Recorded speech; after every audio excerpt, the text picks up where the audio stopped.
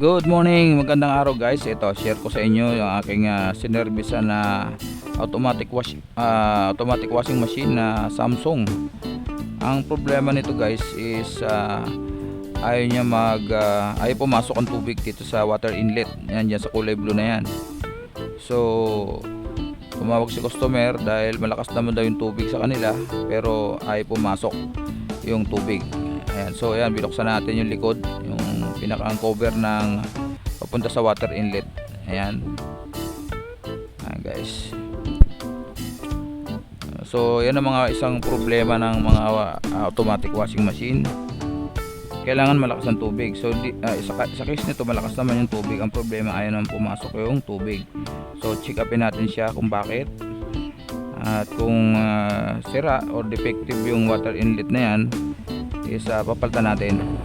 Ayan, standby lang guys at bubuksan natin. Ayan, huling tornilyo na yata to. Ayun, yung pangalawa kabila.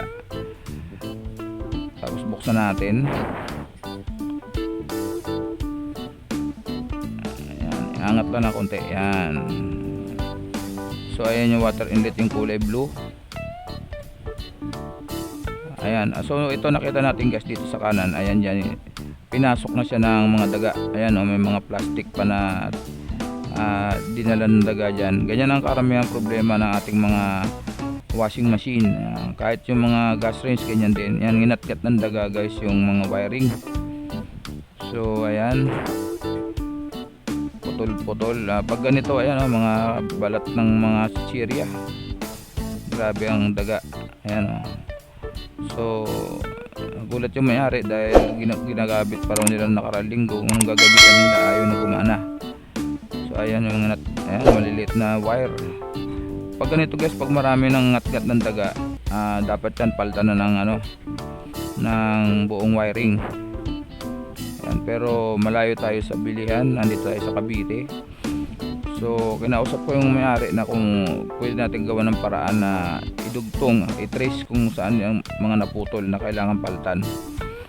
At kung hindi naman sira yung water inlet, wag na natin palitan. Pero ayan o, ayan yan, ayan. So maaaring kaya hindi nag-function siya, ay humigop dahil naputol yung wire. Kasi yung water inlet may motor yan guys.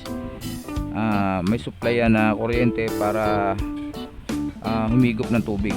So kung ganyan putol ang mga wiring, sigurado hindi gagana.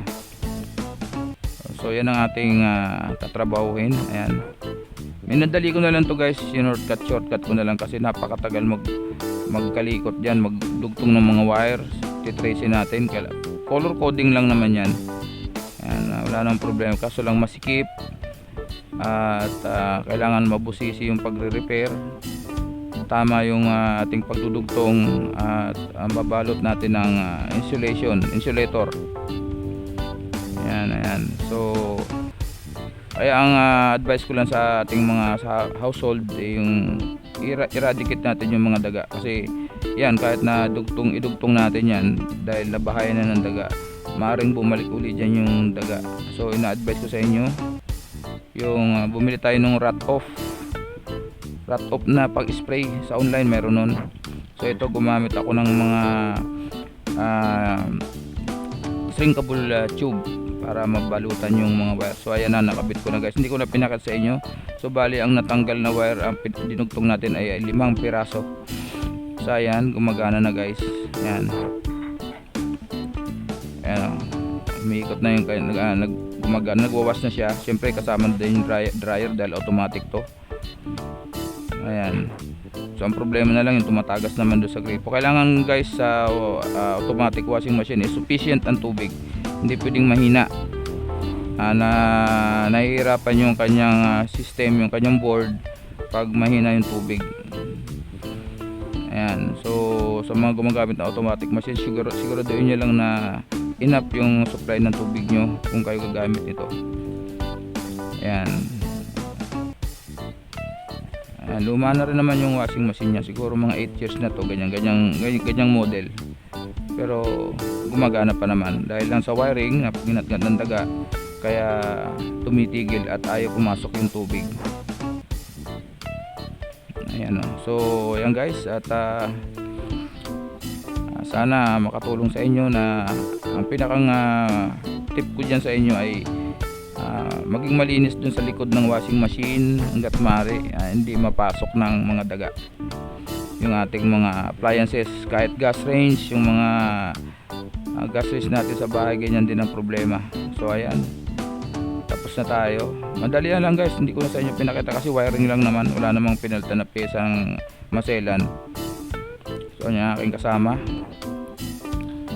nakapag-service tayo ng isang automatic washing machine na Samsung ang brand.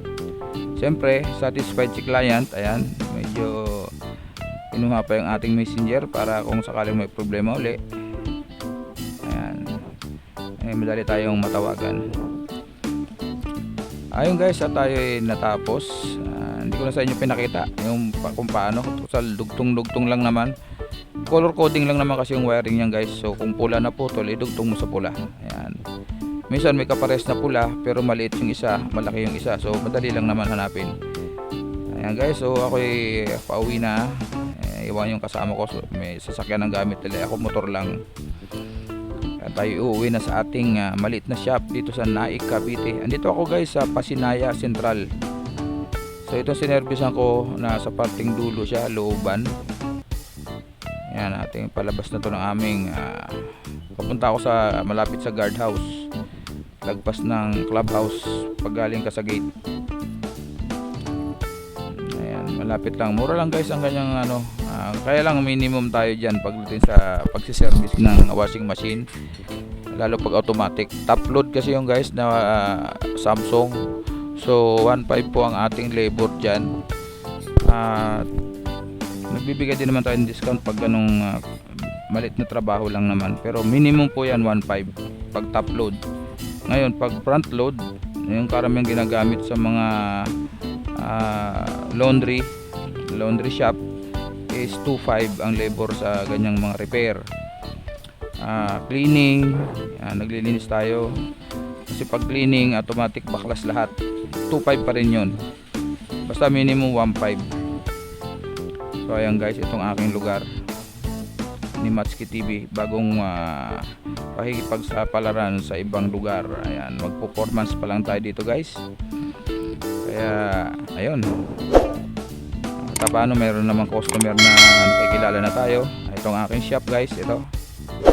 Yan, may mga pending pa ako dyan na washing machine na gawa na hindi pa kinukuha ni customer. Ayun, maraming salamat. God bless po, Matsuki TV.